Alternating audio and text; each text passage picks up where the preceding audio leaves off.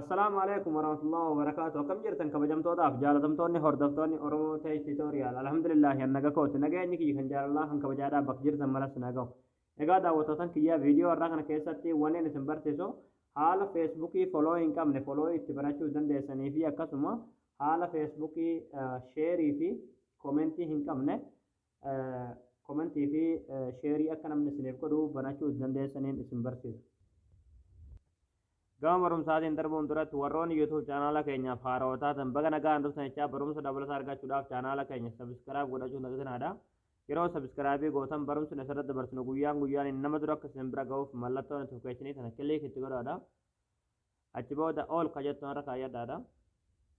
Barumsi keenya yoo isinitti tolee isin gammachiis viidiyoo keenya laayik sheer gootanii namoota baay'ee biraan ga'uun tajaajilanaadha. Egaa gamunumaan hanga barumsaa isin dabarsaa hanga xumura viidiyoo kiyyatti obsaan faana turaan hordofaa isiniin jira.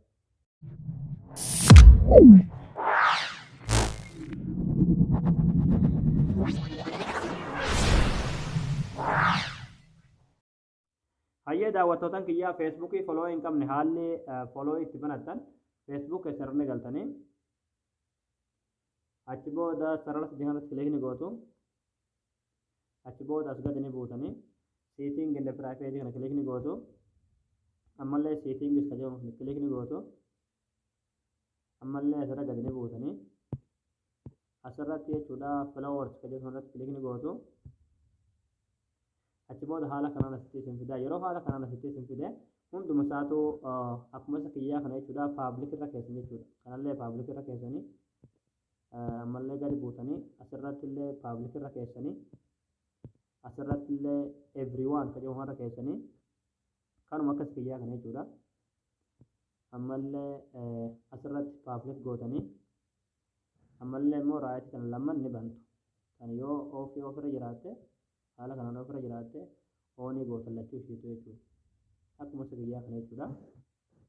achi booda haala kanaan amma foloo itti banattanii jirtan jechuudha namni foloo feesbuukii keessan foloo godhee isin hordofuu danda'a jechuudha yoo akkasitti feesbuukiin keessan illee guutee aadii isinitti dhufuu dhabe folooyin isiniif lakkaa'u jechuudha isinii galee kan biraadhaan mallee haalli sheerii fi komentii itti banatan jechuudha akka namni sheeriis laayikiis komentii isiniif godhu jechuudha asirratti wanti hubachuu qabdan tokko ni jira jechuudha yeroo waa poosti gootan haala kanaan yeroo fakkeenyaaf waa poosti gootan jechuudha nama haala kanaan jechuudha yeroo waa poosti gootan asirratti jechuudha adda baafachuu qabdan kunoo asirratti amma tiyya paablik jettu jira jechuudha kan hundarratti yaani namni kamuu nama fireendii keessan tahee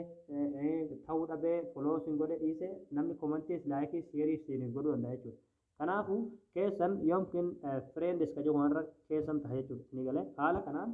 nama fireendummaa walitti qabdan malee namni biroodha arguu hin danda'u laayikii fi sheerii illee godhuu hin danda'u jechuudha garuu kan paablik jiru warra keessanii yoo danii gootan achi booda poostii yoo gootan alaaxul namni kamuu sheerii isin godhuu danda'a laayikii isin godhuu danda'a komentii isiniif kennuu danda'a jechuudha isin galee haala kanaan asirratti hubadhaa jechuudha tuni paablik jechuu hubadhaa jechuudha achi booda poostii kilik gootanii xawwaalii laayikii fi komentii namni gochuu danda'a jechuudha waan isin poostii gootan irratti jechuudha isin galee kanaaf fakkeenyaaf kana poostii gochuu waan hin barbaanneef bakka poostii yoo kana hin dhabu jechuudha isin galeemi haala kanaan itti banachuu dandeessanii jechuudha egaa daawwattootan kiyyaa isin galee jeesan abdii qabaa barnoonni keenya kanarraa asirratti raata barumsa birooti naga olti deebinutti viidiyoo keenya namni baay'een argee kan irraa fayyadamu laayik sheer gootanii namoota baay'ee biraan ga'uun dagtinaadha waan hordoftaniif galatoomaa